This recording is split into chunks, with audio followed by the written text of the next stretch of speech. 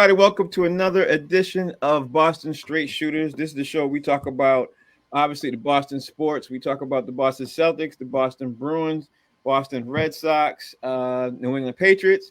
This week, I'm joined by Kev Lane and Steve, also known as Negative Ned. And before we dive into everything, first of all, Steve, how was your week? My week was good. How was yours? It was all right. I could complain, but nobody cares. Kev, how was yours? Still here, so I feel good. There it is. All right, so we got a lot of stuff to jump into. There's a lot of stuff that happened. I'm ready to dive in. Before we talk about what's going on in the NFL and everything else, let's dive into the Boston Red Sox, to get this show started right, because from last week to this week, the Red Sox are fading. They're faded. They're like my haircut, almost gone. See, they like that. They're almost gone. So what happens? Red Sox, in anybody's opinion, I don't know who wants to go first. Do the Red Sox look like they are going to make the wild card? Because as last time I checked, they were still 4 games behind. They lost to Baltimore last night. That was a critical loss. They had to win this game for the last wild card spot. I don't know, Steve. Things are looking pretty grim. They're looking grim because they're not putting everything together. Like when they were winning, everything was working. Now nothing's working. They don't have when they get finally a good outing from the starters, like 6 innings or whatever, then the hitting's not coming through and the bullpen's blowing the lead. When they finally get hits and they get a lead late in the game, the bullpen's blowing the lead. So they don't have everything clicking on all cylinders anymore. And you put it, rather quickly, and you put it right succinct. You right the head on. And Kev, I'm gonna throw this to you real fast so you could get a couple of words in and everything else. They've been getting some pitching. People are coming up. They're getting, as Steve would like to say, what do you call them, Steve? You call them bargain basement guys? Ocean State job lot, bargain basement bums. Dumpster dive bums. That's what he calls it. That's the word I'm looking for. He calls these guys dumpster dive guys. And to put it bluntly, Kev, I'm gonna throw this out there and say, I think their season's done. I think even if they got to the wild card, they probably would lose. You know what I mean? I don't think they should. I think we had this discussion last week. I don't think they should prolong it anymore. I think they should just say, you know what, this isn't going to make it. We're not going to do it. And I said this to you guys 2 weeks ago. I said, you know what, they should just tank and just call it a day, because I'm concerned about draft picking. And I know you guys debunked that when I was driving in the car. I remember you guys, putting me to task because hey, the draft person won't matter for a year or two. It doesn't matter to me. But Kev, tell me your thoughts about this right now. What are you thinking? I think that they're putting up a good face, that they don't completely suck. They're not just throwing in the towel. They're gonna go out not in a blaze of glory, but they're gonna try to do the best that they can to show good face, and they're still going to get smoked, and they're still going to be able to get that draft. Yeah, but it's not going to go out looking like chumps. That's all. Steve, what's your thoughts on this Trevor Story situation? I think it's miraculous that he came back, and I wonder if it was forced to try to get them to make the wild card. I mean, if he's perfectly healthy, fine, but I don't want to see a setback where they bring a guy back early and then, he goes back injured and he's out next year too. I would say the closer they get, if they're out of it, then they should sit him. If there's, 4 or 5 games left, sit him and let him rest or whatever. Don't risk having him get hurt. But he has definitely solidified their defense. I mean, you can move Rafaela over to second where he's playing tonight. Mm-hmm. And that kid, let me tell you, he can play center field, shortstop, second base. And I would have put him at second base right away when Story came back. I wouldn't have waited. I don't know what they were waiting for. But they got to get better defense up the middle. I mean, the second baseman that they've had, I've hopped on this all year long. You got Exxon Valdez and you got Romy Gonzalez playing over there.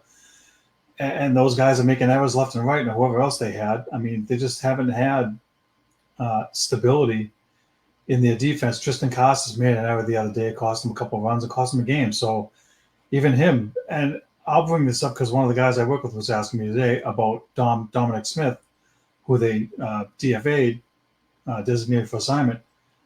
Did they lose something in the locker room with a guy like that being a veteran, and he was getting better. The first few months he was bad, right?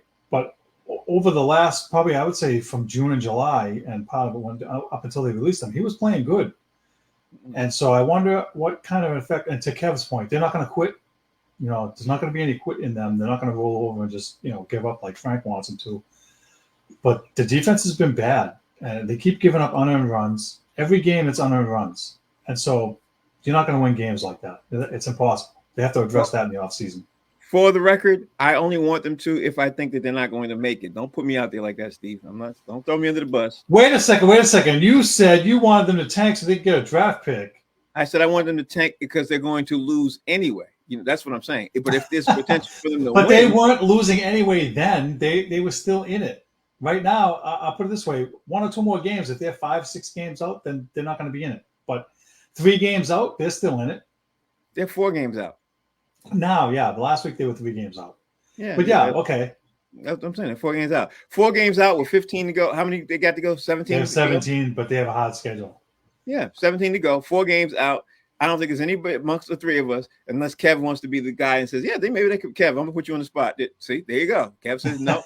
I said no. Like, we could be the 3 Stooges on this one. All 3 of us could be shaking our head like, nope, they're not. I'm going to say no, too, because I don't like that. For the reasons I just said, and I'm not going to regurgitate them.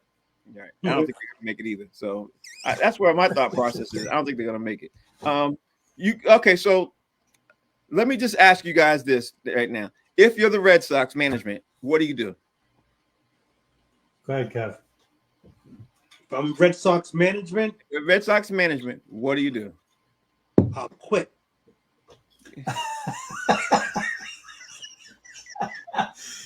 Get out while the getting's good, huh? Get out. Right. Let me ask you that. All right, so Frank, let me answer that, right? Yeah. If you're a Red Sox manager, they basically have to go to John Henry and get on their knees and beg him to allow them to put better product on the field and get better talent.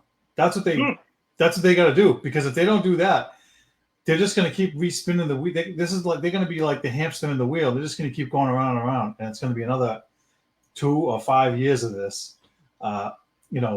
They did stuff at the deadline, but they weren't, top-notch additions. It's going to be the same thing. They have to go to him and say, look, if you want to move on and get in the playoffs, you got to allow us to spend a little bit more money. They don't have to go cuckoo and do $300 million like the Yankees and the Dodgers and stuff, but they have to get some better guys. And I'm not going to get specific with the guys, but their payroll has to be closer to where the salary cap is, not over it, but they got to be closer to it. What they have now obviously isn't good enough.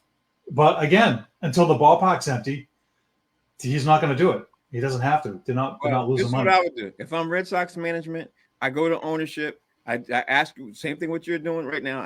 I agree with everything you just said. But if I'm Red Sox management, I also put some kind of ultimatum to them and say, listen, if you can't give me what I want to win, I no longer want to be involved with the Boston Red Sox. And I would want probably say something like I'm going to resign or something like that. I would like to do that. I'm probably resign, and then maybe try to create some kind of ridiculous type of mutiny or something like that. I don't know if that would ever happen, but you got to force that. Listen, management has got to force the ownership hand one way or the other. Because they're not going to get that much better with the same type of roster they have. They have to do something to shake up the roster. They have to do something to bring in, particular players that could do that. And if then you could even say, listen, even if you guys want to stay in this range of what you're going to spend and everything else, you got to give us the ability to be able to make some kind of deals with them on the back end that they can get some kind of guarantee or something like that, because you guys are not spending. I don't know. I would do something unorthodox, and I would do something crazy to make sure I would force the management hand. Force the ownership hand, because at this rate right now, we're going on 3 years where the Red Sox haven't made the playoffs. If they don't make changes, it'll be 4 years, and people are getting ready to get pissed off, and they're getting ready to start not buy any season tickets. And the only way they're gonna make some changes and do anything is if the fan base. We said this at the beginning of the year too, Steve. If the fan base says something and does something like not going to the games and everything else, and if it starts to look like the Chicago White Sox, then it doesn't even have to get that bad. But if he even gets 25% as bad as it looks like in Chicago, then these guys will panic because now they're like, oh my God, now I'm losing money. You know what I mean? And, instead, because right now they're paying off everybody's salary from the sponsorship and the advertising that's coming in and people purchasing tickets, season ticket holders and stuff like that. They're not really dipping into their money until you actually affect their pockets and they have to come out because Chicago White Sox management right now, they're paying salaries out of their own pockets, which they don't want to do. You know what I mean? So that's what I would do. That's what I don't know. That was the best thing I saw is when I saw 30 people in the stands. The thing was empty. Yeah. And that's why I posted that picture. It's like, look, if you want John Henry to spend money, the ballpark needs to look like that, or he's not going to do it. And I just want to say about what you said about them doing a mutiny or whatever. How much are those guys making? How much does Craig Breslow make? I don't even remember. Is he making a couple $100,000 a year, maybe $250,000 a year? Right? No, it's higher than that. It's higher. All right, so whatever it is, right? Let's say it's called 500. Let's just say he's making $500,000. You think he's really going to jeopardize his job and say, I'm going to walk away? They're not going to do that. I think I agree with you. I think they all pooled together and you had all the assistant GMs and the whole front office be like, look, we need this, or we're all leaving at once and do it like a strike, or just leave. Quit. Let me ask you this. They'd have to rebuild and get the front office restructured. Hold on, let me finish. Restructured with no front office. Their whole off season would be all out of kilter. No, I was trying to get you before you said all that because we all know that. We all know that. What I'm trying to say is, if they did it as a mutiny, let's put it as a mutiny. If they did it as a mutiny, then that we get something. But forget about the mutiny thing. Let me ask you this, Steve, or Kev, you could jump into. If Craig Breslow was to go on the open market right now, would he be rehired by somebody else tomorrow? Not as a GM, I don't think. Really? Assistant GM. When he was in charge of pitching with Chicago, I don't think he'd get another GM job. Kev, what do you think? If he gets another GM job, I deserve one too. Okay. I agree. We all do then. Okay, both of you all are smoking. I'm gonna tell you why he would. Look at the Red Sox. What the Red Sox did this year with the team they had. The credit is going to go to Craig Breslow, even though he didn't put together this team that's out there. He didn't, but he's getting credit for that. Remember the moment. Remember the moments. It was 3 or 4 times the moment when people were surprised at how good the Red Sox were doing. That all comes under him, and how good the pitching was doing, and how good. But that was Alex Cora, not him. Listen, he's going to get credit for that too. The credit goes all the way, just like how the storm, the S storm goes all the way uphill and all the way downhill. If you're doing bad, it does that well for good too. He's going to put that on his resume, and that's as anybody would. Any GM would put, my team did this. They went up, with this really horrible roster. This is how well we did for this time until I was unable to get help because the management, ownership would not help me get help at the trade deadline. But this is how good we did before the trade deadline. And the Red Sox is one of the hottest teams for weeks. So yes, he would get a GM job. He would. I don't think he will because I don't think he deserves it. And here's why. Okay. He built that some of that Ocean State dumpster dive nonsense. And Alex Cora is the one that deserves the credit for the way they were playing it earlier in the year, not Breslow. Again, how many times do I have to say Ocean State job lot dumpster dive bums? That they overachieved, Frank. That those guys now, since the All-Star break, their ERA is over 6, which is horrible. So people are going to look at that. If I was an owner of a team and I was looking at that, I'd be like, well, you tanked and you fell apart in the second half. And I don't want to hear about the lack of spending and whatnot. Your payroll was still 200 and something million, which is in the top 10 probably. You needed to pick better players and build a better team. Well, let's throw it out there like this. We could agree to disagree. But yeah, I think he would get another job because in the end of the day, once you become a GM, shaking his head. He can shake his head. Once you become a GM and you have some kind of winning streak on your record, somebody will give you a second chance somewhere else, especially if he was go to a team that's willing to spend.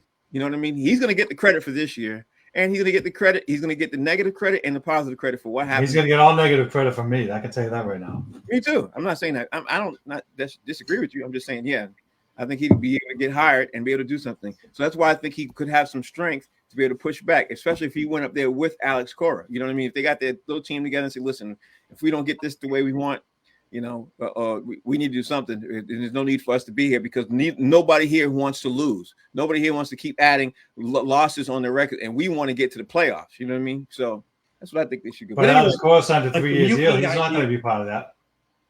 Go ahead, Kev. I said I like the mutiny idea. That would be their best move. That's what I'm saying. But Yeah, but Alex Cora is not going Breslow, to be I part don't of think that he mutiny can. because they just paid him $7 million a year for 3 years. He doesn't want to leave. He paid him $7 million for 3 years because he threatened him that he was going to leave. That's why he got that money for him. But what I'm saying is now for him to be part of the mutiny, it's counterproductive for him. He doesn't want to do that.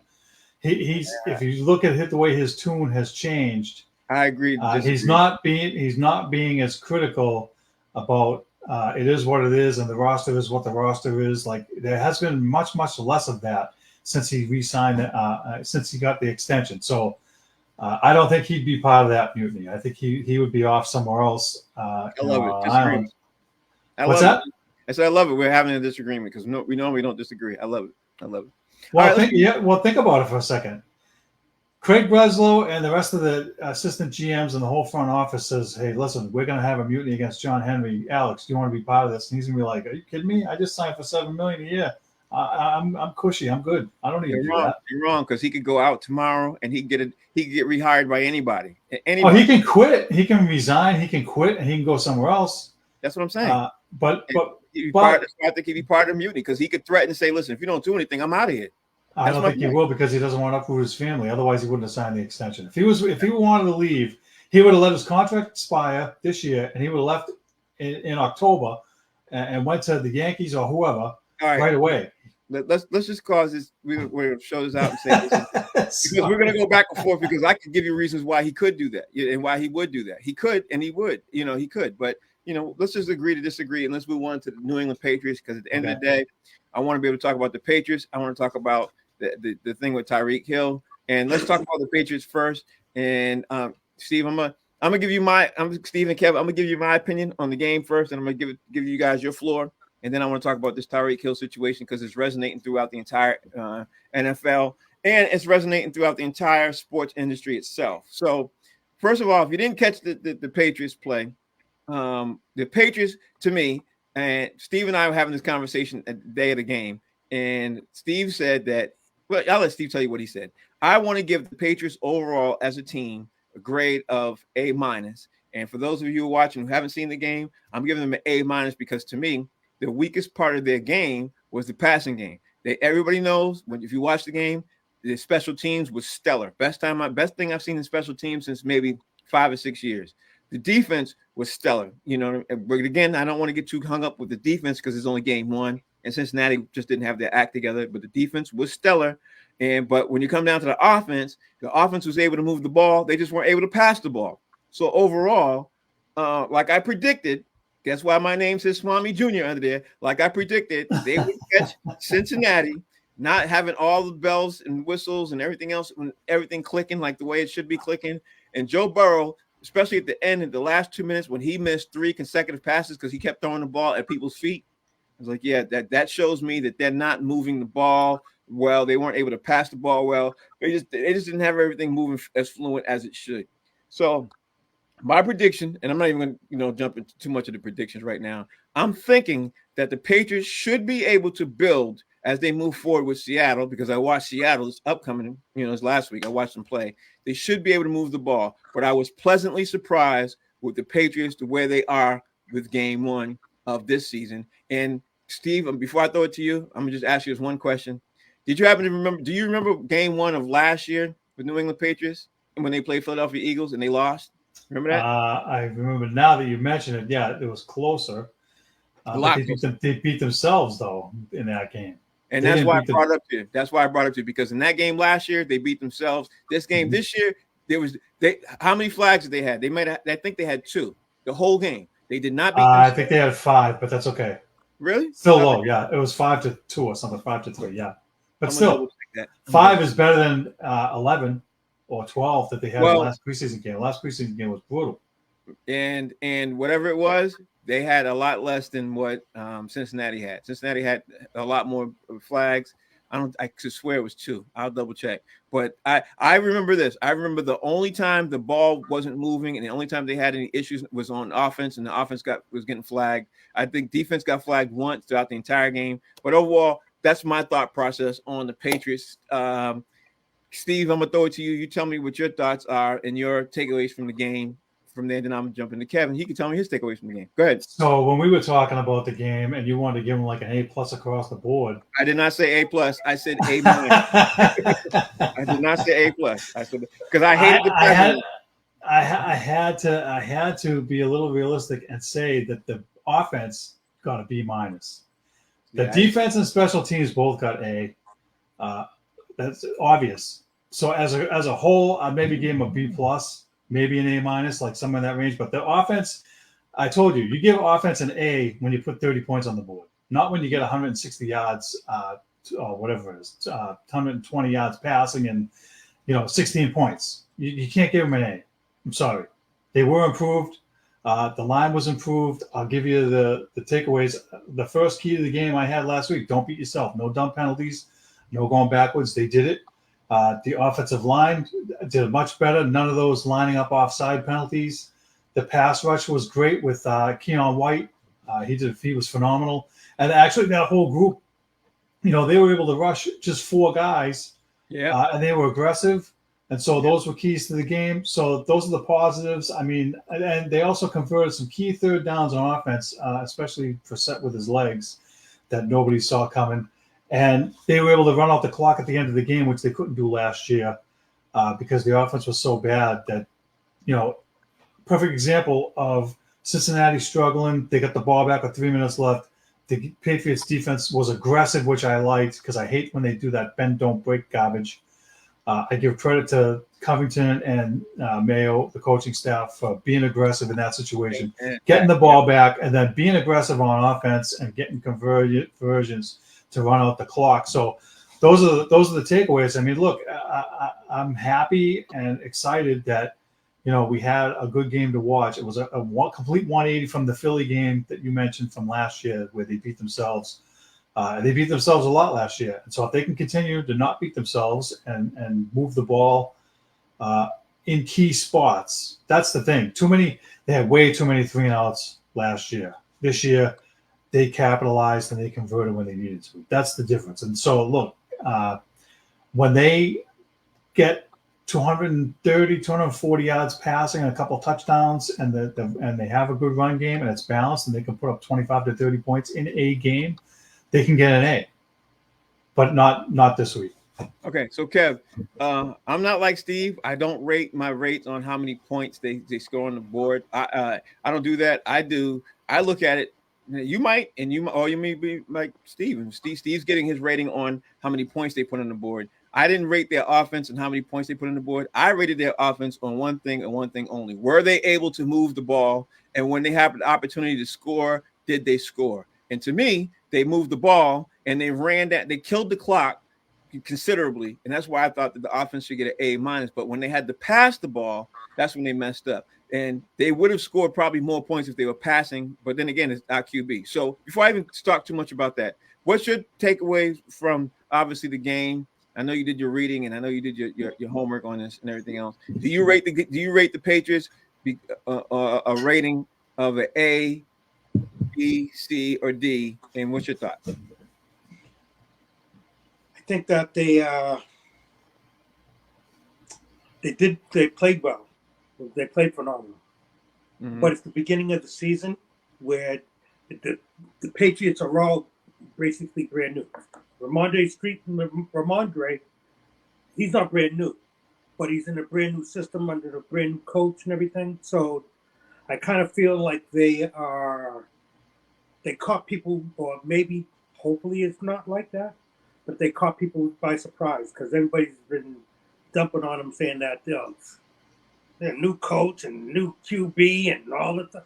I mean, they're going to be terrible. And I think that they caught people by surprise. Okay. I just hope that they can keep it up because, if they're not really certain about Brissett, like they're looking at, maybe we could get Drake May in here because he's doing well in practice. He's throwing better than Brissett. He's looking better, cleaner back there in the pocket. Well, they're going to put Drake May out there, I believe, probably a lot sooner than the half of the season. But they're catching people off surprise, I believe. That's just my thought. Steve, at the end of the day, I heard some new sports guys today talk about Drake May was doing a lot of practice. He was getting a lot of snaps. He got between 30 to 50% of the snaps today when they came back. I'm gonna throw this out to you and say, do you think, along the line what Kevin said, do you think that Drake May is gonna come in sooner than what we're thinking because they're realizing that when we start to pass the ball, we're gonna have to be efficient with the passing, or do you think that was just something they'd be prepared about for in case Brissett gets injured? I think it's in case Brissett gets injured. Also, to your point, I mean, they can't win games passing for 120 yards in a game. Right. They're not going to be able to sustain this all year long. So you give the kid some more reps, knowing, listen, we knew in the preseason too, he's going to get whacked and he could get hurt. So I think that the familiarity that Brissett has with Alex Van Pelt's offense allows them to give Drake May more reps in practice because Brissett already knows what he's got to do. And if he got hurt, we talked about this after the last preseason game when he got kind of nicked up. If he has to go in early in game 2 or game 3, he doesn't have enough reps. So I think it's a way for them to prepare just in case. And, some people want to throw him in now after one game or whatever, but I think they're still going to take their time and they're going to wait for either Brissett to get hurt or that it's so dysfunctional that they have to take him out. And it wasn't dysfunctional this week. So, 2 weeks from now, if they're not making third downs and they can't pass the ball, and the receivers can't get open, and they're passing for 100 yards a game, they're going to realize that they're going to have to make a change. And so you get this kid the reps now and let him watch on the field as much as you can. We talked about that too. I'm not in favor of rushing him, but it's smart for them. I mean, I think it's smart for them to give him some more reps. Why not? Okay, you agree with what he just said? For the most part, yeah. I say I feel like they're going to give Drake Mason reps. They're going to get him out there. That's my thought. Like I said, they're going to be for them to catch people by surprise because people are, like I said, they're looking past them. Mm-hmm. So if they are able to sneak up on some people and it's like, well, I didn't know that he could do that. I didn't know that this kid, he can pass, he can really, and he can run. Will catch people off by surprise. Mm-hmm. I gave them, my prediction was they're going to have 3 wins. The fact that they won that first one convincingly kind of makes me feel like, that was a pretty good start, but it wasn't because of, Mr. Brissett. It was because of the offense was clicking. The running game is what, held them. So. Mm-hmm. Now, the funny thing is after game 1, I've heard a couple of national pundits start comparing him, saying Brissett is this year's Geno Smith. I don't know how far that's going to be. I'm not going to get. I disagree with that. Whoever those people are, I'll have whatever they're having. Yeah, I'm not there yet. But anyway, here's a thought. So we talked about this a couple of times. I want to talk about this on the air. The Patriots right now, if they can continue to play the way they're playing, and if the Seahawks play the way they're playing, and the Jets play the way they're playing, to me, and only me, I'm going to say it right now, to me, the Patriots can beat the Seahawks right now if they play, again, they play the way they're playing. And if the Jets play the way they're playing, where they played Monday night, which they won't by the 3rd week, they're going to have everything clicking. But let's just say, for all intents and purposes, that the Jets don't get that much better because the Jets defense was surprisingly bad Monday night. Monday night.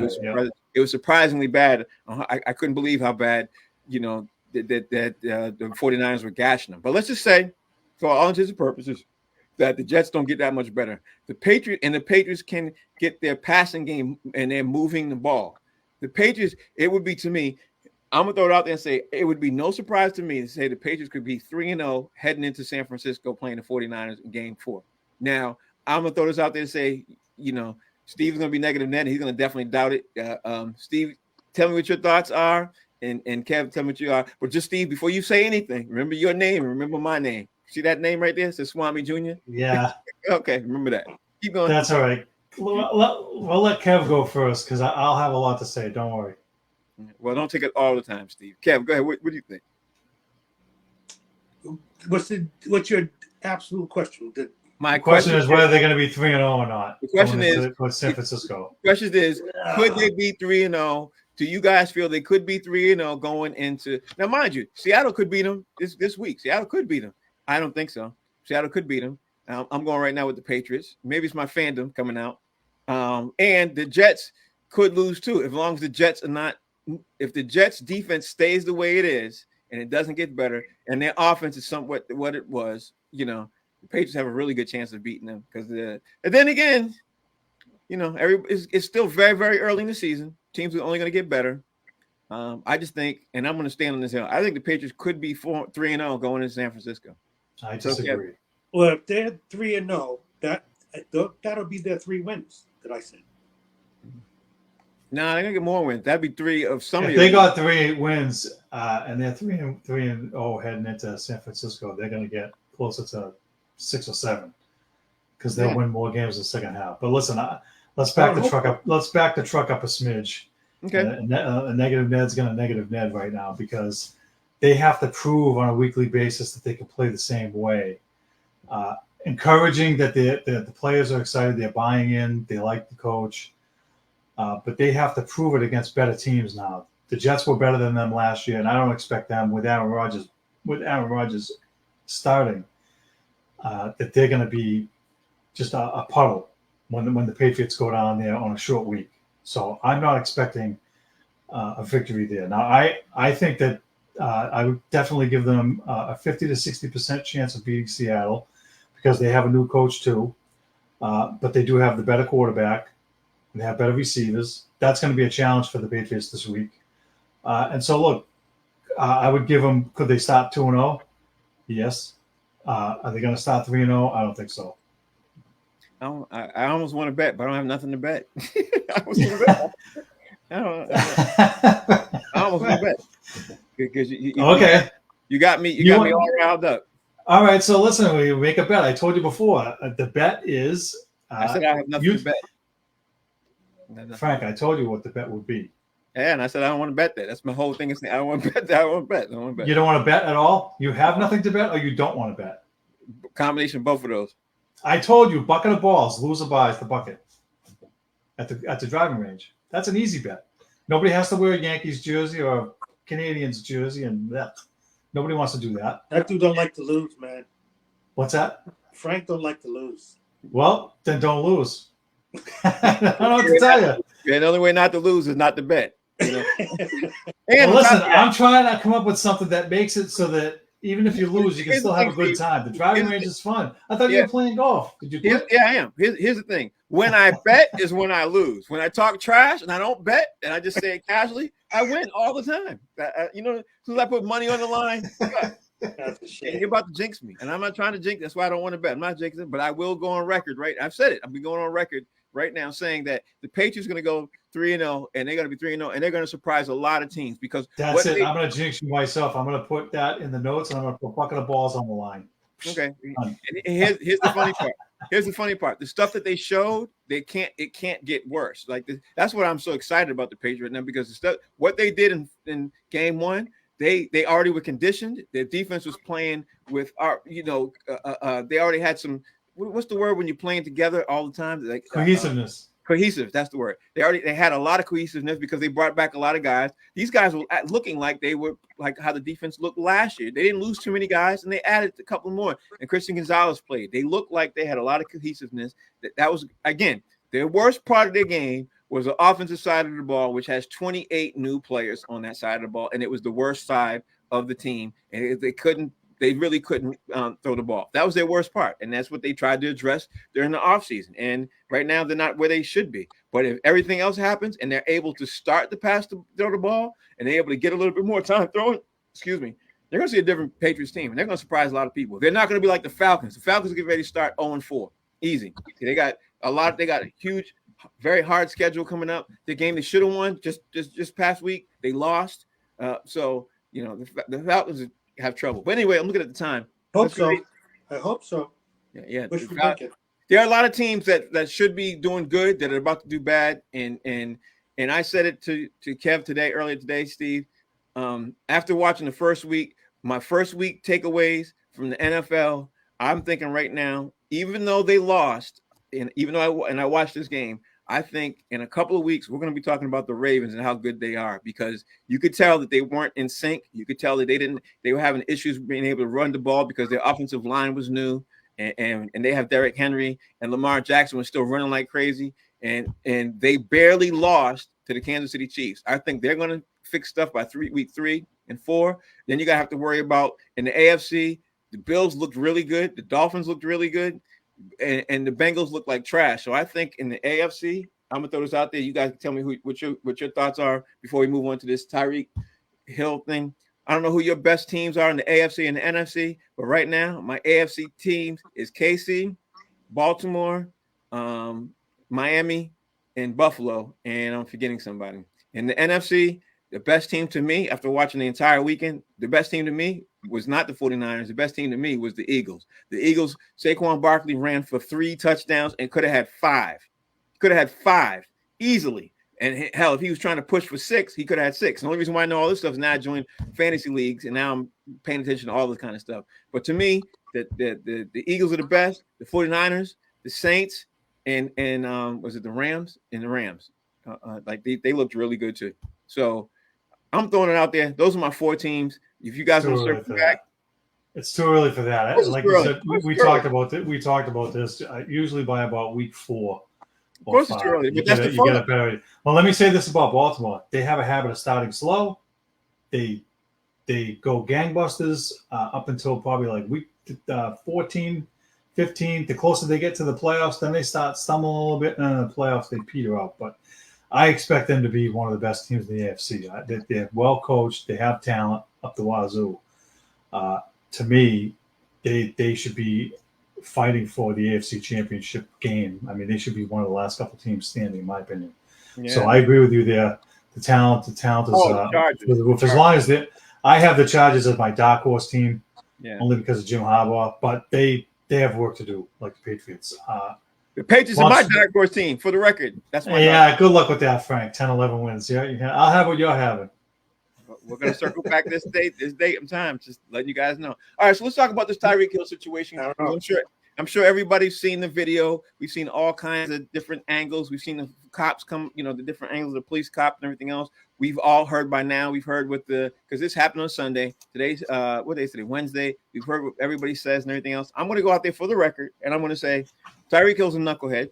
I'll agree with that part. He was also indignant. He also was not courteous. He was doing everything he could have did and everything else. But the police made a huge mistake of stepping out of bounds and treating him one way and slamming him to the ground and everything else. That's where they messed up at. And to me, I know a lot of people who are, and what people out there don't know right now is Kevin Lane, who's joined the show. He's a former police officer. So I want to throw the ball to him. I'm going to pass the ball to him and have him tell what his experience has been with people who are usually, when they get pulled over, how they react, how they act, what their thoughts are. So we all who are not in that process, we don't get there and just cast judgment on it, because Kev has a unique perspective. So Kev, tell me, as a former police officer who used to pull people over, what's your unique perspective on Tyreek Hill when he got pulled over and you saw the video? What was your perspective on how the whole thing unfolded?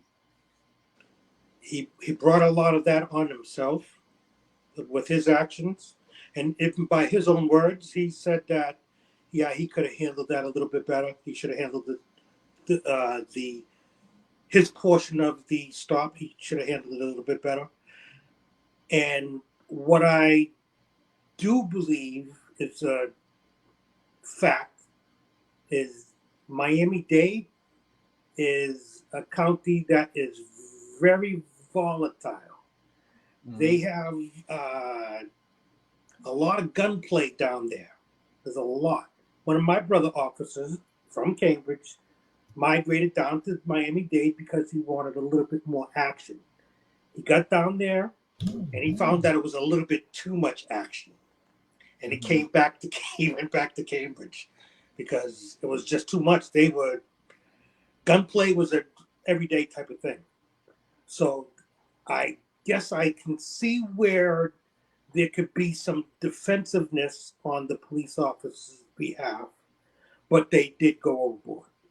the police officer that put his knee in the back and doing all that extra stuff. Again, considering that they're down there in Miami-Dade and there's a lot of stuff that goes down there, he should have been Tyreek should have kind of just cooperated, just to say, listen, I'm sorry I was speeding. I'm on my way to a game. I'm a blah, blah, blah, professional football player. My apologies. Just try to be humble and just make it as easy as possible. Now, if he had spoken about his actions and listen, I'm sorry that I was speeding. I was just trying to get to the game because I'm running late, blah, blah, blah. And if he spoke to them and they still mistreated him, then argument is all well and valid. All right, let me ask you this. Leave you with this last question. Do you think it's right for them to be removed from their duties, or do you think they should be fired? The one that was most aggressive with the knee in the back and kind of tossing him down to the ground and doing all that extra stuff. There's no place for police officers like that, in my opinion. I still call all my brothers and sisters my brethren. But when I find that there's an officer that is a little bit more aggressive, over the top with his actions, I've seen that before, and I wouldn't like to work with anybody like that. In fact, if I was on the job with that dude, I would have yo, chill. Don't do that. Don't do that. Plus, cameras on us. Don't do that. Yeah, but you're not really answering the question. So would you say, I'm trying to understand, would you say that he should be, put to desk duty, or should he be fired? Can you give me, don't do the Donald Trump to me. Can you give me the straight answer and say one way or the other? Shouldn't be fired. Maybe put out of that, like taking off the bike unit, put into another division or something like that. But not necessarily fired, unless he has more of these type of behaviors in his background, like he's rustled some other, people, innocent people. Yeah, then if this is like a recurring thing, get him out of there. But if this was like one of his first things, he just got aggressive, I'd say put him in a different department. Okay, Steve, question to you. Knowing that you've seen the video and everything else and all that, what's your thoughts? First of all, give me your thoughts on the entire situation. And do you think the officers involved should be put on desk duty and removed from obviously their duties, or do you think they should be fired? What's your thoughts? I want to ask Kev a question first. As a former police officer, and you mentioned this, because there's a lot of gunplay down there, do you think that those guys automatically have the hairs up on the back of their neck, Yes. expecting something, and that's part of the reason why they acted the way that they did? Yes, I do. Okay, I'm not justifying what they did. I'm just asking the question because no. That's one element that I didn't really think about when I made my notes here until hearing from you.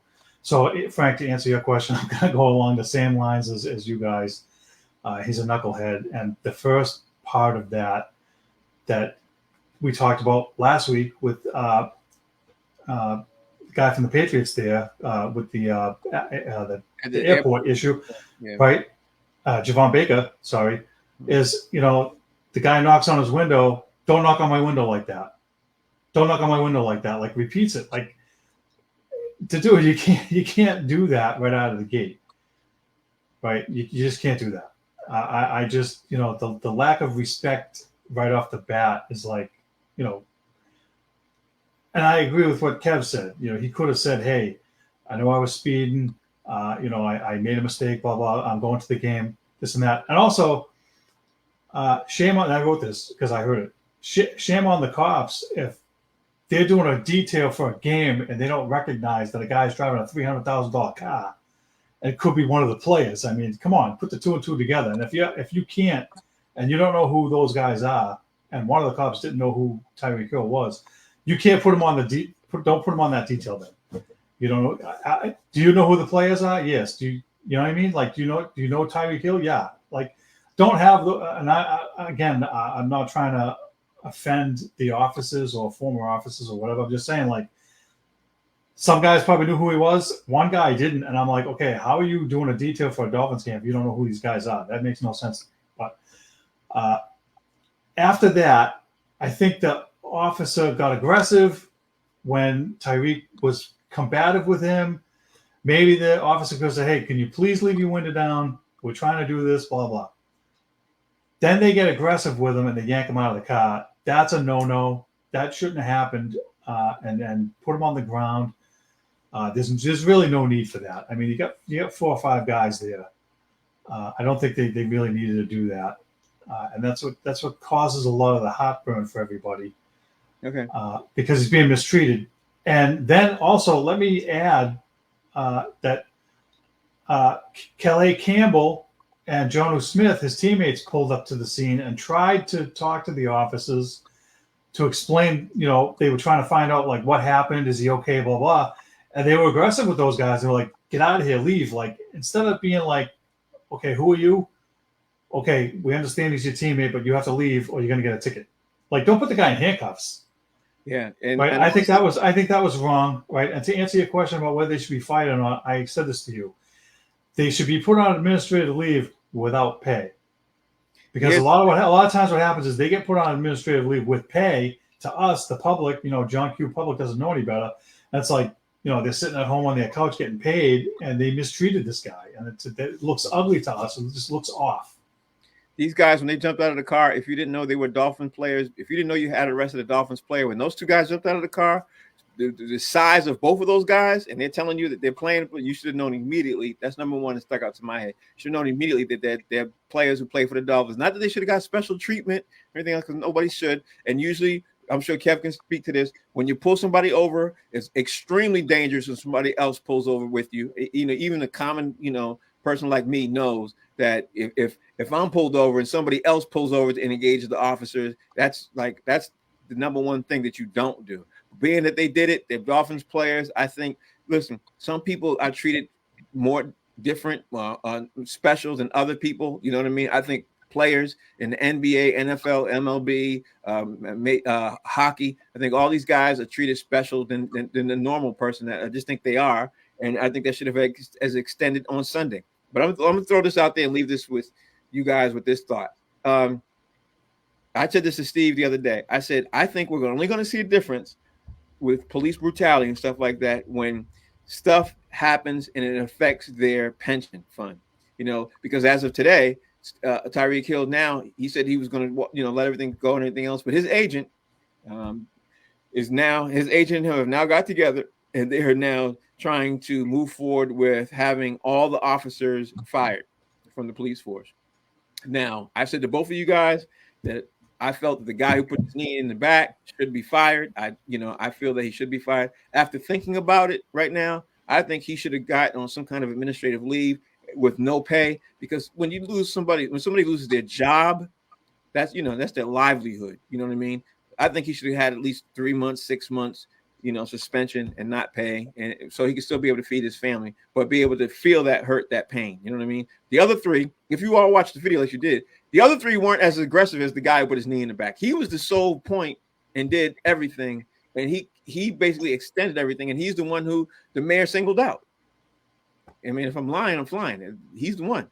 No, I would agree with you. I think that, the other guys are trying. It felt like a couple of the other guys, I wouldn't say tried to diffuse the situation, but they weren't trying to escalate it to the level that guy was. Right. That's the difference. And I agree with you also.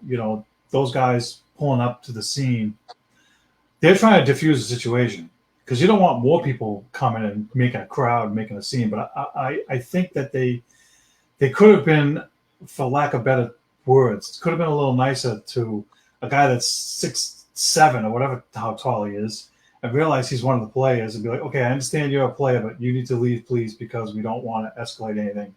Like, try to be nice and courteous to the guy. But again, to Kev's point, because it's a place that has a hot issue, like the hairs on the back of their neck are up right away, and they're like, okay, just leave, get out, and so they don't. Well, maybe there's only so much they're going to tolerate, and then they're not going to tolerate anymore, I guess. In my opinion, Calais and the other guys that pulled up, what they should have done is, because there were a lot of officers on the scene, They could have took one of the officers that wasn't directly involved, took him off to the side. Hey, can I just talk to you for a second? I'm Calais Campbell from the Miami Dolphins, blah, blah, blah. He's a friend of mine. He plays with us, but take it away from that action type moment area. Talk to the guy off to the side and say, listen, hopefully he's not being aggressive. I'm not trying to, show favoritism or nothing like that, but, we're football players. I know he was trying to get to the game, blah, blah, blah. He could have talked to one of them off to the side, and then that officer could have said, hey, I spoke to his buddies over there. They're all playing today. They have a game at 1 o'clock or whatever time it was. This is the situation. Then they could have relayed that information to the other officers that were directly involved. The ones that weren't as aggressive, they could have diffused it or de-escalated the situation. The one that was mostly aggressive, again, I just said, unless he had some of this type of stuff in his background, in his past, we see that you don't have the temperament for, the motorcycle unit and pulling people over. We're going to put you over here into this other department. That hurts them. That devastates a police officer when they're taken off their assignment. It comes with other ramifications to it, like being voided from your assignments if that's what you wanted, if you put in for you to get other assignments, maybe work in a detective unit. Nope, you can't do that. You can just be remanded just to patrol, and that's it, and right. No details or what. So there's ways that you can handle that. Before we move on, I'm going to ask you, Kevin. Before we move on, I want to ask you this one last question, because I saw this a lot on Twitter too. I want to ask you this one last question: is it an arrestable offense if you're driving 140? You know what I mean? Because people were saying that he should have got arrested and everything he deserved because he was driving 100 miles an hour in a 40 mile per hour lane. Because it was construction going on. They had the lanes narrowed down. And he was doing 100. So is it an arrestable offense? Do you know? In Massachusetts, it is. If you're going over 100, you lose your license and you get arrested. Yes, it is arrestable because you're driving to endanger. Yeah. Okay. So now we're looking at a situation where, as like I said before, I think that they were right to arrest him because it's an arrestable offense. You know what I mean? If you're driving so fast, that's where my thought process is. Steve, you want to get the last word? I would say arrestable offense, yes, but not yank him out of the car like that. I mean, of course, right. Yes. But so they pull him over because he's endangering people in a work zone, right? You can't be driving 100 miles. We know we go through work zones. We drive what it says 55 or whatever, or 45. We slow down because we don't want to get a ticket or hit one of the workers. I mean, so this guy's flying through there, and again, he was probably late. Probably just wanted to get there. He was late. Didn't think he was going to get pulled over. But if it's the law in pick a state, Massachusetts, you're going over 100, you lose your license and you get arrested. That's the law. I mean, so yeah, I mean, he should have been cited with a ticket, and they could have detained him or whatever somehow, but not yank him out of the car like that. That's not the way to do that. I know in Massachusetts it's arrestable because Kev just said it. I know for a fact, and in Connecticut, because I was in the car with my friends and he was driving. He was driving 102 and a 65, and he got automatically arrested. We had to stay there. Long story, but it was crazy. So he got arrested. So that's, I'm trying to make sense of this situation because it's a delicate situation. I want to move on and just say right now that we're gonna have to talk about the Celtics and the Patriots. The Celtics right now, we're gonna talk about definitely next week because there's not a lot of news about the Celtics. Steve told me that the Bruins have got training camp and rookies are reporting today. So Steve, you're going to give us an more in-depth report next week when we jump on, because let's definitely hit this poll and last week's predictions, because I want to get into the predictions about what we're doing and prediction requests and stuff like that. There were no poll questions, so you can jump right to the predictions. All right, but what would you make that face for, Kev? What? You didn't like one? Because my predictions always suck. Okay, let's dive in. So Kev, you know what that means? Misery loves company. Thank you. Let's dive in. Last week's prediction. Steve had Javon Baker with a TD this week, and he didn't even dress. He didn't dress. And Steve, did you have Cincinnati win? I said Cincinnati 24-13. Don't. Okay. All right, Kev.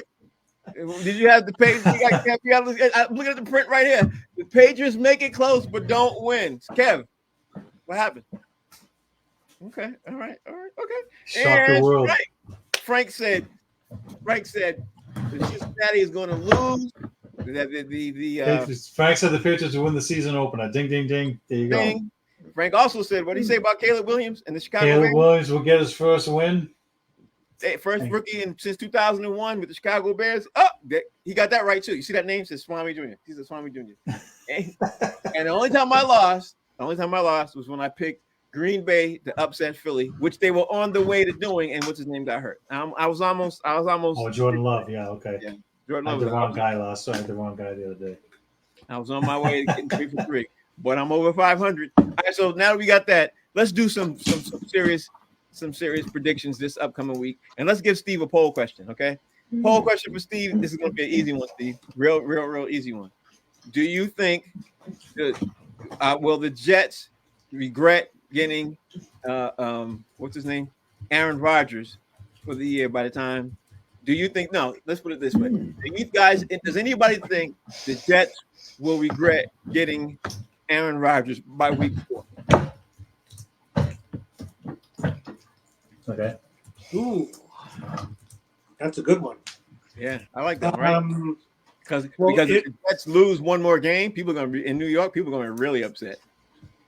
If he doesn't play well, that's it. So yeah, they could. I mean, if he doesn't play well, if they're 1-3 and he's playing like he did the other night, and he's throwing for 160 yards a game and 1 touchdown. Yeah, absolutely. So we gave Steve one that everybody can talk about with the New York Jets and everything else, and they can trash him. That's an easy one. All right, let's go into the predictions right now. Let's jump into predictions. The Patriots are playing Seattle this week. Kevin, I'm gonna let you go first. Seattle Seahawks, and any other prediction you want to throw out there that you let me know. What other prediction you think? I don't know much about Seattle, like how they look. So I'm gonna say I'm still sticking with my prediction of 3 wins, and I think that they can get Seattle because they are playing their defense. They play well, and they're playing relatively well, just not in the passing game. So I think that they can get Seattle. I just don't know if they're going to get 3 in a row, like what we were talking about earlier. Yeah, I think they're going to get 3 in a row. Steve, give me your big prediction. You definitely have the prediction on the table right now for the Patriots and playing Seattle. Or do you have any other outstanding prediction you want to throw out there? Because I'm going to go down a couple. Jacoby Brissett, 250 yards and 2 touchdowns. Ooh, I like that. Because they're not going to be able to run the ball the way they did this past week. So they're going to be forced. They're going to be forced in certain situations to throw the ball, and I think he's going to deliver. I think the receivers will, like to your point, Frank. If they were getting open, what you saw on film, he should be able to deliver those balls, right? So, and Gerard Mayo said it earlier. He said they asked him about the game plan. He said, "Look, when the game plan gets put in on Wednesday." By Thursday or Friday or even on game day, we have to be able to change course. We have to be flexible. So I think they're gonna have to be flexible because teams are gonna put 8 guys in the box. Even if they put an extra lineman in, you better adjust or you're gonna be doing the same thing. We're gonna be seeing the same thing we saw last year. So I have for set 250 yards, 2 touchdowns, and I have the Patriots winning 23-20. Okay, I got the Patriots winning. I'm not throwing it out there. I don't know the score out there like that. But I got the Patriots winning, and I'm going to throw. I even think that let's see. I wanted to go out there because the Saints are playing the Cowboys. I'm not sure if I should take that game, but I want to pick an upset that nobody sees coming. And the Bengals are playing the Kansas City, and if the Bengals lose, they'll start 0-2, and that's a game that really interests me. But also, listen. There's a couple of games up here that have me going, which one should I take? Actually, if you wanted to go out on a limb, pick Cincinnati because they've beaten the Chiefs like 4 of the last 5 times they played each other. Yeah, that would be going on a limb, but I'm not going to pick it this week because since I just saw Cincinnati play, and they're not clicking on any cylinders right now. No, I agree with that. Yeah, they're not gonna beat Kansas City. 425, and it looks like it's at Kansas City too. So yeah. At Kansas City, no bye. Yeah. And you hear what Burrows said? He said that his wrist injury has nothing to do with the fact that how he was thrown. Yeah, I heard, and I don't agree. I think he's gonna have major issues with his wrist. So there's a couple of these games up here that I'm circling, but I think everybody who's supposed to beat everybody is gonna. I don't think there's gonna be any upsets this week. You know, I don't think. And I think Atlanta Falcons is playing at Philadelphia. I think they're gonna get blown out. I think that they played okay playing in Philly. I think they're gonna lose like 35 to 7, something like that. You know what I mean? I think they're gonna get the doors blown off of them. You know, so. All right, so we doing just Patriots predictions now, or are we doing all NFL? Because that means I got to do a little more digging. I'm just throwing it out there. I'm doing a little bit more than the Patriots. You know okay. I'm doing a little more than the Patriots. I'm okay with that because sometimes it's hard to come up with one team or one. You know, Javon Baker killed me. Yeah. So the game that interests me a lot is I want to see the Dallas Cowboys play the Saints because the Saints are playing in Dallas, and the Saints blew the doors off of whoever they played last. They played really, really well. That means the Saints are going to get killed because David Carr's not going to have any time to throw the ball. Yep, and I was about to say, I think that everybody in there is going to put their money on Dallas because they're playing at Dallas, but I'm going on a limb and I'm taking the Saints. Really? All right, so I'll take the Cowboys even though I hate them. I'll take them because they have good defense. And Kev's shaking his head. Who do you got, Kev? Who you got? I think well, I'm not a Cowboys fan like that, but I think that they're going to get their doors blown off. Okay, and Cowboys are? Listen, let me tell you something historically. Typically, when a team blows a team out 47 to whatever, the following week they suck and they don't score as many points.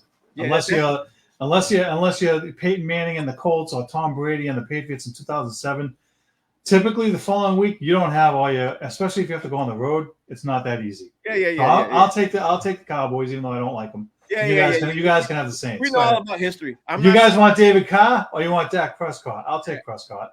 Listen, I'm not saying that they're going to blow them out like that. I am saying that's the game that interests me the most on the schedule right now that I'm looking at because that everybody's riding high of the Cowboys, how good the Cowboys played, and everybody and their mothers overlooking the Saints. And that's why I'm taking the Saints because everybody's looking past them and the Saints are paying attention to that.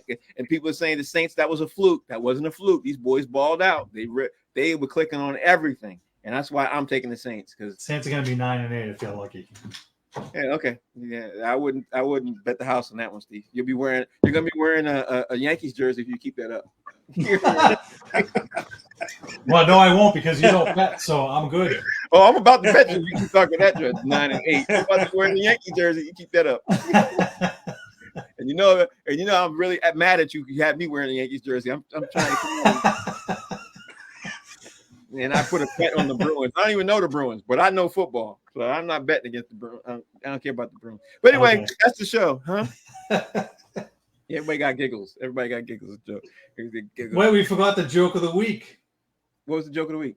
The joke of the week was what Alex Cora said about Tristan Casas that I posted. Do you have it here? You didn't see it? Oh, I didn't put it in the notes.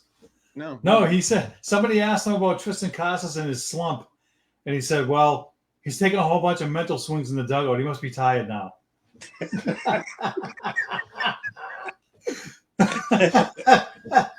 That's terrible. I thought that was pisser. That's terrible. That's absolutely terrible. Alex, Corey got jokes. If anybody ever sees this and anything else, we just laughed. That's all we did. We just laughed. We just laughed. We didn't say it. We didn't incite it. And I didn't know Steve was going to bring it up. So I talked to him offset so he don't bring that kind of stuff up. Why not?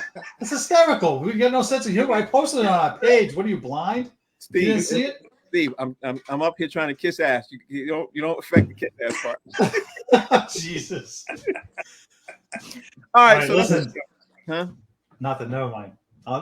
Let's go. Yeah, that's the show. I went 4 minutes over because of a kick-ass pisser joke.